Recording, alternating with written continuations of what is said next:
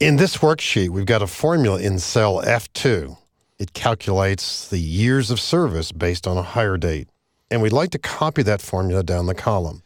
And similarly, although we don't yet have a formula, we're going to put a formula into cell J2. It's going to calculate a new salary. Everybody's going to get a $2,000 increase in this particular organization. And in both cases, what we need to do, and it's a common need in Excel, is a formula needs to be copied into adjacent cells down a column.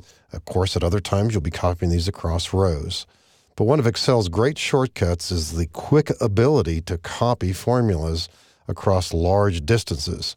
In an adjacent column here, I'm just going to double-click the bottom edge of a cell to remind us that in this worksheet, there are 742 rows. We've written the formula here. Now, copying a formula with copy-paste techniques is just not the way to go here. A standard technique is to drag the lower right-hand corner. Now, with 700 rows, this might take some time, and what if our data was 7,000 rows or 70,000 rows?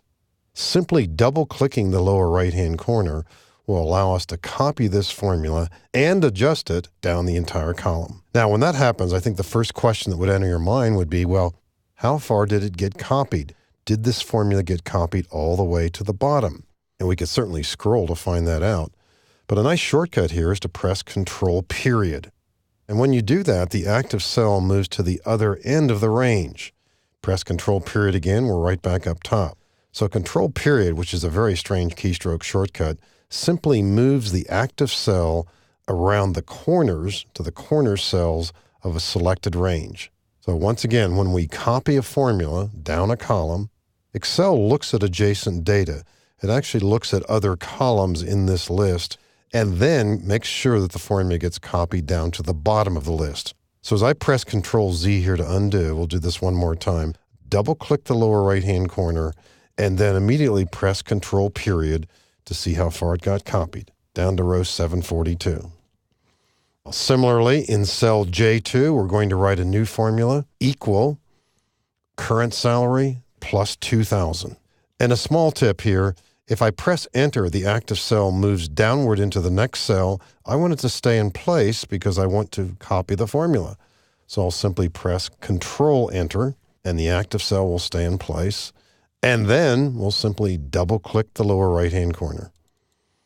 And we see that the formula has been copied. Once again, we press Control period.